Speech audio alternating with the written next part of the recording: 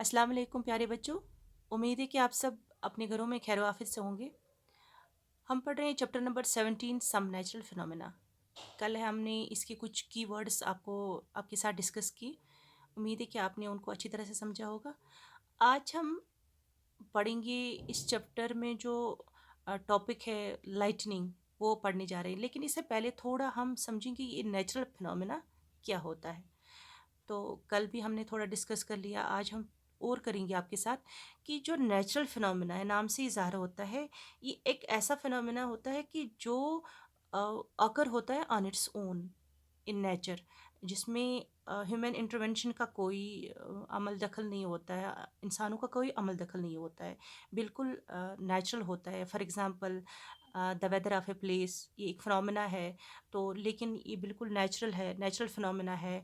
Fog होता है, storms, winds, tides, जो हमने कल डिस्कस आपके साथ किए, volcanic eruptions, cyclones, all can be categorised as natural phenomena. इसी तरह से एक और फिनोमेना है जिसका नाम है लाइटनिंग, जो आपके चैप्टर में दिया गया है, जो हम आज पढ़ने जा रहे हैं। ये भी एक नेचुरल फिनोमेना है। तो ये क्या है lightning? Lightning is an electric discharge or an electric spark that occurs in nature on a major scale. It is caused by the accumulation of charges in the clouds. तो मैंने जो definition आप पढ़ी कि ये है कि इलेक्ट्रिक डिस्चार्ज, तो इससे पहले कि लाइटनिंग लाइटनिंग मैं बताऊंगी आपको, ये इलेक्ट्रिक डिस्चार्ज थोड़ा सा हमें पहले समझना पड़ेगा इसके बारे में, ये इलेक्ट्रिक डिस्चार्ज क्या है। तो इसके लिए, इस इलेक्ट्रिक डिस्चार्ज के लिए हमें इलेक्ट्रिक चार्ज को थोड़ा समझना होगा, तो इसके बाद ही हमें लाइटनिंग समझ में आ जाएगा।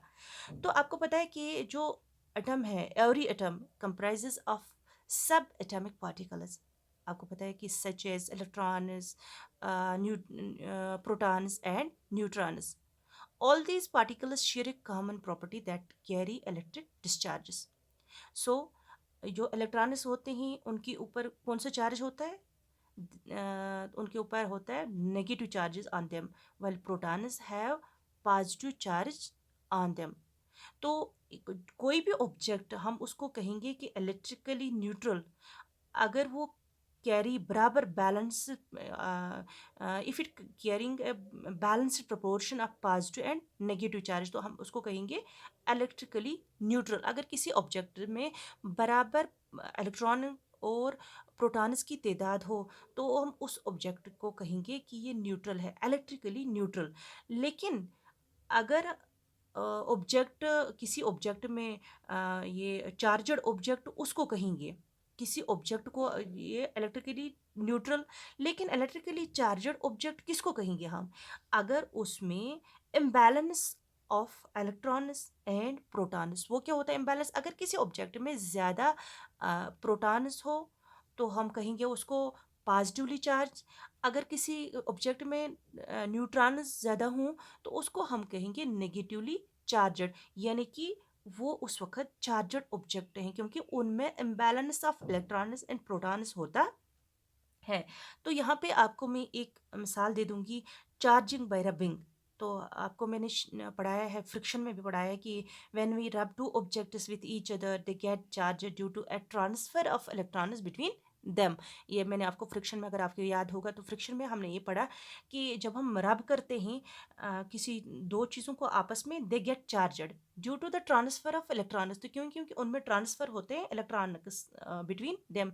तो आपकी यहाँ पे एक बात आपके जहन में आई होगी, एक सवाल आया होगा मेरे ख्याल से कि ये ट्रांसफ़र इलेक्ट्रॉन्स ही क्यों होते हैं? कि अगर एक ऑब्जेक्ट में प्रोटॉन्स भी होते हैं, प्रोटॉन्स क्यों नहीं ट्रांसफ़र हुए या एक्यूमुलेट हुए, तो इलेक्ट्रॉनिक्स क्यों ही हुए?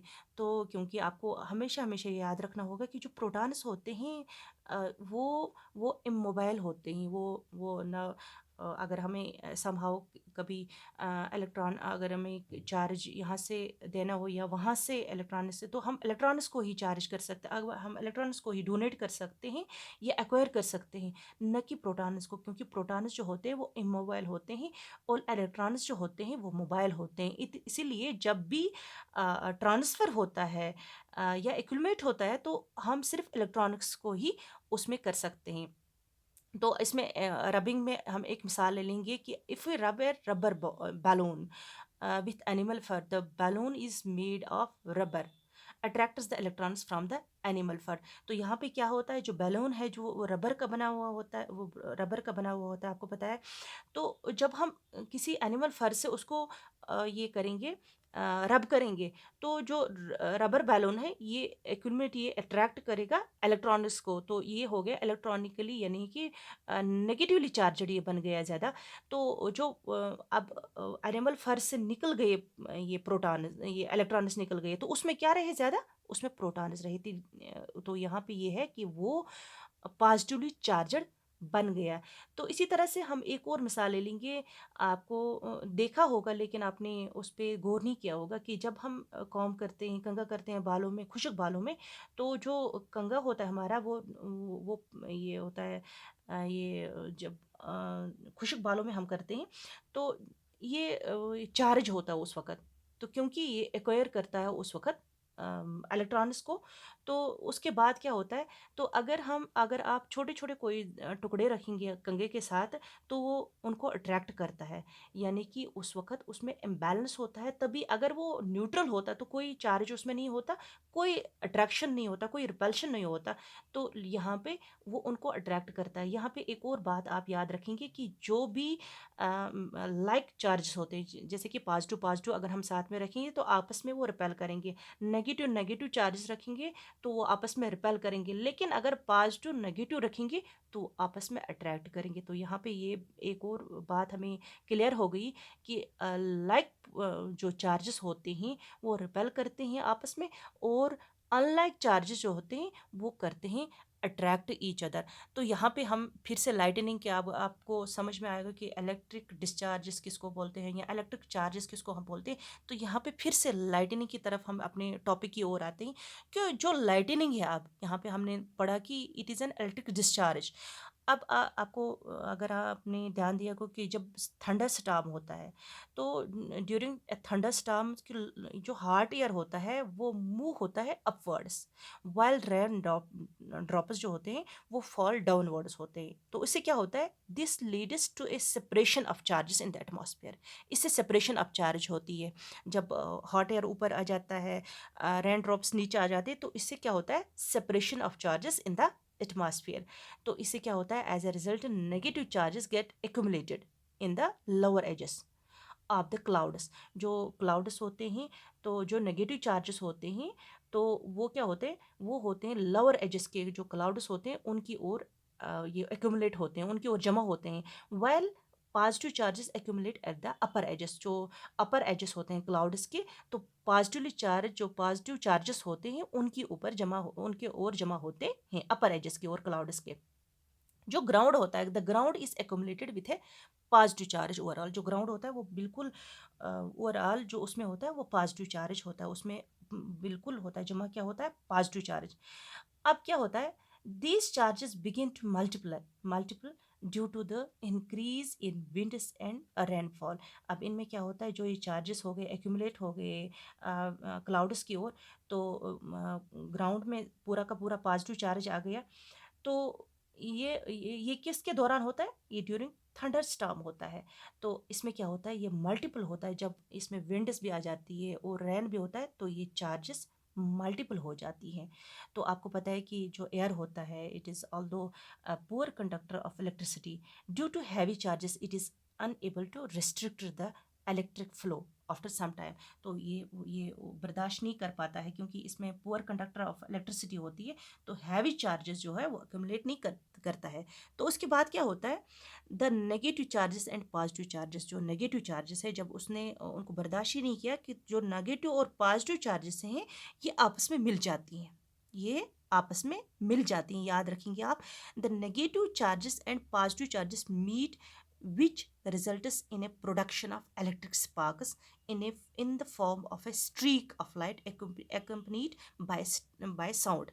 तो जो नेगेटिव चार्जेस और पॉजिटिव चार्जेस होते हैं ये आपस में टकरा जाती हैं, ये आपस में मिल जाती है, वहाँ पे क्या निकलता है, इलेक्ट्रिक स्पार्क्स निकलती है, जो किसके फॉर्म में होती है, स्ट्रीक ऑफ लाइट, जिसको हम कश्मीरी में बोलते हैं वजमल भी उसको बोलते हैं।